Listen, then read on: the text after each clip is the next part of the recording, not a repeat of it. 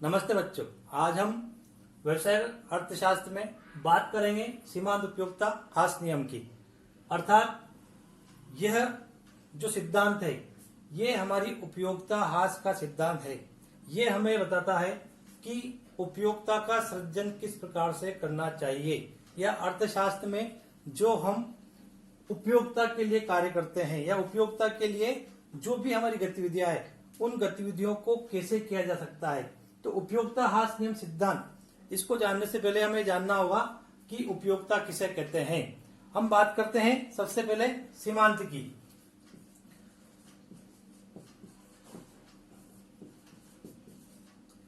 सीमांत उपयोगिता हास नियम सिद्धांत को जानने से पहले हमें ये जानना होगा कि सीमांत क्या है, फिर हमें जानना होगा कि उपयोगिता क्या होती है। तो हम बात करते हैं सबसे पहले सीमांत की। सीमांत से तात्पर्य वस्तु या सेवा की उस इकाई से है जो उपयोगिता को पूर्ण करती है। अर्थात हम ये कह सकते हैं कि सीमांत जो है वह वस्तु की अंतिम इकाई है, अर्थात वह इकाई जिस इकाई पर हमारी उपयोगिता पूर्ण हो जाती है। फॉर एग्जाम्पल हम बात करते हैं कि एक मनुष्य को अगर भोजन में 5 रोटी की आवश्यकता होती है तो वह पहली रोटी का उपभोग करता है, दूसरी का करता है, तीसरी का करता है, चौथी का करता है और 5वीं का करता है। जैसे ही 5 रोटी का उपभोग करता है उसका पेट भर जाता है, अर्थात उसकी उपयोगिता जो है वो सीमांत उपयोगिता पूर्ण हो चुकी है। अर्थात सीमांत उपयोगिता हम नाम दे सकते हैं या आशय की दृष्टि से कह सकते हैं कि आवश्यकता अनुसार या क्षमता के अनुसार वस्तु की अंतिम इकाई, इसको हम कहेंगे वस्तु की अंतिम इकाई।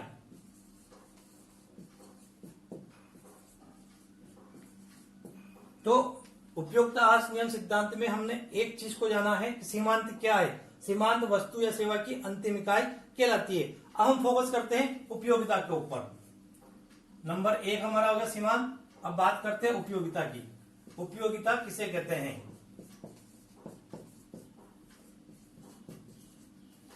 उपयोगिता जिस वस्तु के जिस गुण से, मान लीजिए कोई वस्तु है, उस वस्तु के जिस गुण से मनुष्य की आवश्यकता की पूर्ति होती है या मनुष्य की आवश्यकता की संतुष्टि होती है, उसे उस वस्तु की उपयोगिता कहा जाएगा।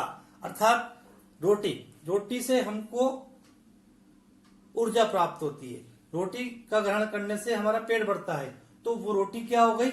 वस्तु की उपयोगिता। तो अर्थात उपयोगिता से तात्पर्य होगा कि वस्तु का वह गुण जो मनुष्य की आवश्यकता को संतुष्ट करता है, वह गुण उपयोगिता कहलाएगा, यानी कि संतुष्टि का बिंदु, संतुष्टि गुण।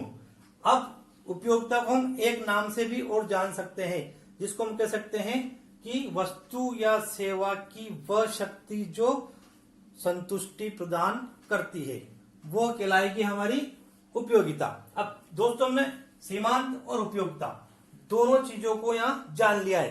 अब हमारे लिए सबसे बड़ी चीज हम बात करते हैं जो हमारा सिद्धांत है, और वो है उपयोगिता हास नियम से आशय। उपयोगिता हास नियम किसे कहते हैं? अगर हम बात करें उपयोगिता हास नियम की, तो यह एक घटते क्रम की इकाई के रूप में हमको सिद्धांत प्रतिपादित करता है। इसके लिए हम कह सकते हैं कि इसे गोसेन का प्रथम सिद्धांत भी कहा जाता है। गोसेन का प्रथम सिद्धांत भी कहा जाता है, और साथ ही साथ इससे आशय की बात करते हैं तो इसको हम तृप्ति का सिद्धांत भी कहते हैं।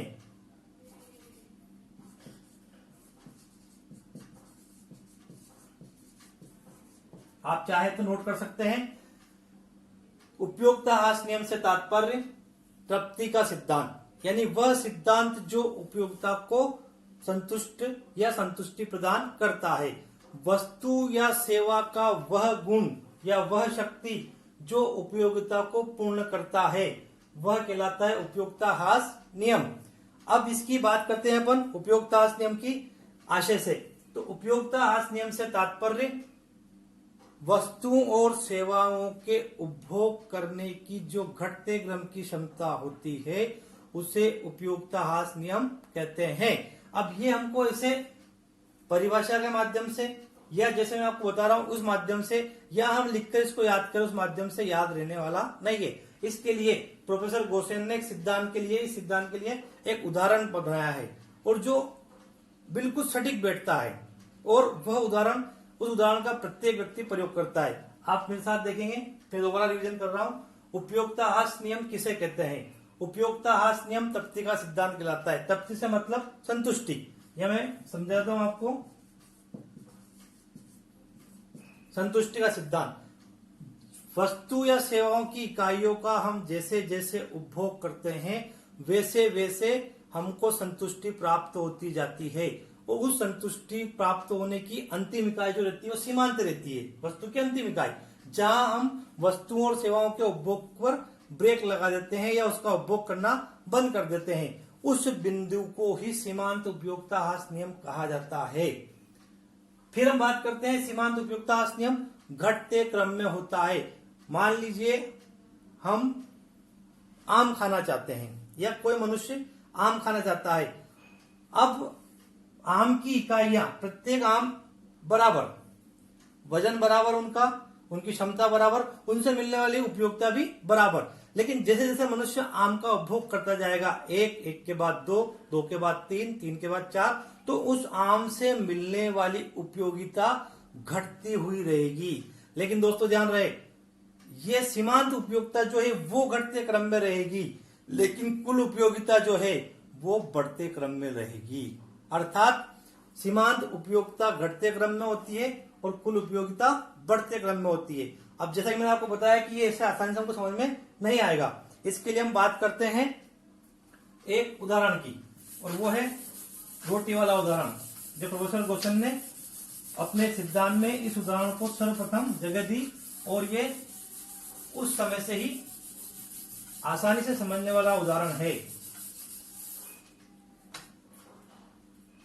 मानव की आवश्यकता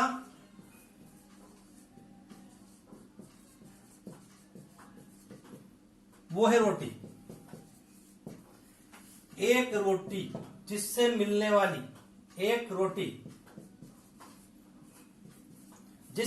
वाली उपयोगिता वो है हमारी 20। अब प्रत्येक रोटी से 20 उपयोगिता मिलेगी। रोटी एक जैसी, आकार, रंग, रूप सारा एक जैसा। एक रोटी का उपभोग अगर मनुष्य करता है तो उसको 20 उपयोगिता प्राप्त होती है। यहां हो जाएगी कुल उपयोगिता 20। एक रोटी जिससे मिलने वाली उपयोगिता 20 और कुल उपयोगिता 20। अब जैसे ही वो दूसरी रोटी का सेवन करता है तो प्राथमिक या प्राइमरी स्कूल के बच्चों की अगर बात करें, मैं आपको टेबल बनाता हूं, थोड़ा सा इसमें इजी और इजी हो जाएगा।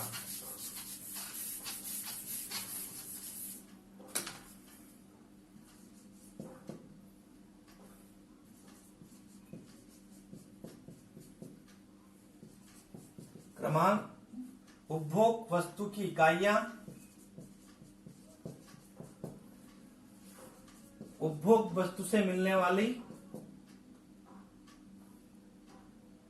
मात्रा, और यहां हो जाएगी कुल उपयोगिता। इसको हम चाहे तो सीमांत उपयोगिता भी कह सकते हैं।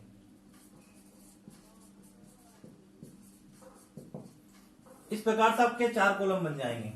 हम बात कर रहे हैं मानव की आवश्यकता की, उसके लिए हमने लिया है रोटी को। मनुष्य अपनी आवश्यकता की पूर्ति करने के लिए रोटी का उपभोग करता है, रोटी खाता है। अब जैसे ही मनुष्य एक रोटी का उपभोग करता है, उस एक रोटी से मिलने वाली उसकी उपयोगिता है 20। उसकी उपयोगिता है 20, उसको सीमांत उपयोगिता मिलेगी 20 और ये भी हो जाएगी 20।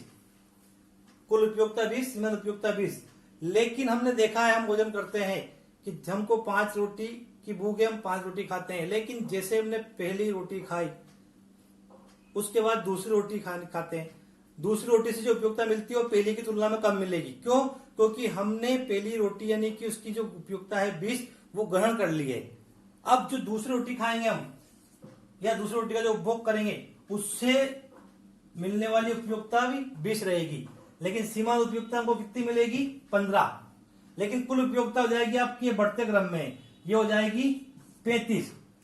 पहली रोटी से 20 स्टॉक में, दूसरी रोटी से 15 मिली 35, ये हो गई घटते क्रम में। क्यों हो गई? क्योंकि इसी को सीमांत उपयोगिता ह्रास नियम कहते हैं। आगे देखेंगे तीसरी रोटी, इसकी उपयोगिता ही 20 ही है। इससे अब ये 3 रोटियां 3 अलग अलग लोगों को आप खिला दो, 3 रोटियां 3 अलग अलग लोगों को खिला देंगे तो उनको 20 उपयोगिता मिलेगी। लेकिन ये तीनों रोटियां एक ही व्यक्ति को क्रम से खिलाएंगे, या एक व्यक्ति क्रम से खाता है तो उससे मिलने वाली उपयोगिता घटते क्रम में जाती है। पहली से मिली 20, दूसरी से मिली 15, तीसरी से मिलेगी 10। क्योंकि कुल उपयोगिता जो व्यक्ति ग्रहण कर रहा है उसके पेट में जा रही है, वहां क्षमता बढ़ती जा रही है, स्टॉक बढ़ता जा रहा है, तो 15, 35 और 10 45 हो जाएगी। फिर अगर वो चौथी रोटी का उपयोग करेगा तो उसकी उपयोगिता भी 20 ही है। मैंने पहले कहा आपको प्रत्येक रोटी एक समान है, इसलिए सबकी उपयोगिता बराबर है। लेकिन चूंकि एक व्यक्ति उसका उपभोग कर रहा है तो पहली रोटी से उपयोगिता प्राप्त होती है 20, दूसरी से होती है 15, तीसरी से होती है 10। ये सीमांत उपयोगिता जो घटते क्रम में होती है। अब कुल उपयोगिता जो है, कुल उपयोगिता बढ़ते क्रम में होती है, लेकिन एक निश्चित स्थान पर जाकर ये भी घटते क्रम में शुरू हो जाती है, जो भी आगे आएगा। अब चौथी रोटी से उपयोगिता जिसकी 20 है वो उसको मिलने लग जाएगी 5, यहां हो जाएगी 50। पांचवी रोटी, ध्यान रहे कि एक व्यक्ति की हमने तय करी है 5 रोटी, 5 रोटी में उसको पूर्ण संतुष्ट हो जाती है, यानी कि उसकी भूख शांत हो जाती है। तो 5वीं रोटी की उपयोगिता ही 20 ही रहेगी। फिर मैं आपको याद दिला दूं, प्रत्येक रोटी की उपयोगिता बराबर है। मैंने यह लिखा उपभोग वस्तु की इकाइयां, 5 इकाइयां है तो उनकी उपयोगिता बराबर ही है। अब जैसे ही इसका उपभोग करेगा इससे मिलने वाली इसकी उपयोगिता क्या हो जाएगी? 0। और ये जो 50 है ये कायम आ जाएगा -45 में, या 45, 5 कम हो जाएगी। तो मैंने भी कहा था कुल उपयोगिता बढ़ते क्रम में होती है, लेकिन एक निश्चित स्थान पर वो भी घटना शुरू हो जाती है। अब यहां 5वीं रोटी के बाद 0 उपयोगिता उसको प्राप्त हो रही है। 5वीं रोटी का उपभोग करने पर उसको 0 उपयोगिता प्राप्त हो रही है। यही हमारी सीमांत उपयोगिता कहलाती है। यही क्या कहलाएगी? सीमांत उपयोगिता। अब ये सिद्धांत एक सीमांत उपयोगिता ह्रास नियम, ह्रास मतलब घटना, कम होना। ये सिद्धांत कम मात्रा की ओर क्यों जा रहा है? उसका कारण हमने ये देखा है कि जैसे जैसे हम एक इकाई का, एक वस्तु का उपभोग करते हैं तो उस वस्तु की अगली इकाई से मिलने वाली उपयोगिता पहले की तुलना में कम हो जाती है। कम होने का कारण उपभोग की मात्रा। हमने पहली रोटी खाई थी, ये स्टॉक में चली गई, दूसरी की मात्रा कम मिलेगी। अच्छा, इसको और सिंपल तरीके से समझने के लिए अब हम एक छोटा सा एग्जांपल लेते हैं। हम सब भोजन करते हैं, हम सबके द्वारा भोजन करने पर कोई भी वस्तु लिए, गुलाब जामुन की बात कर लेते हैं हम लोग। पहला गुलाब जामुन स्वादिष्ट लगेगा, दूसरा उससे कम स्वादिष्ट लगेगा। अगर हम गुलाब जामुन को क्रम से, या गुलाब जामुन की इकाइयां क्रम से ग्रहण करते जाएंगे तो एक स्थिति ऐसी आएगी कि वही गुलाब जामुन जो हमको पहला गुलाब जामुन स्वादिष्ट मीठा लगा था, अब 10वां गुलाब जामुन उसकी तुलना में फीका लग रहा है, या उसको खाने की इच्छा खत्म हो जाएगी। ऐसा क्यों हुआ? क्योंकि उससे मिलने वाली उपयोगिता घटते क्रम में है, और एक स्थिर स्थान पर जाकर के, एक निश्चित स्थान पर जाकर के जितनी उपयोगिता हमको आवश्यकता होती है उतनी ग्रहण होने के बाद उसकी उपयोगिता 0 हो जाती है। फिर भी अगर हम और उपभोग करते जाएंगे तो ये माइनस में जाती जाएगी।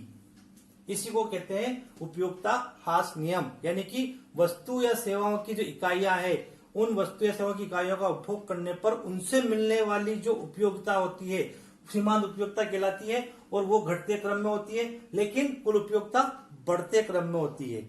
हम अंतर स्पष्ट की जब बात करेंगे कुल उपयोगिता, सीमांत उपयोगिता और औसत उपयोगिता में क्या अंतर है वहां और क्लियर करेंगे।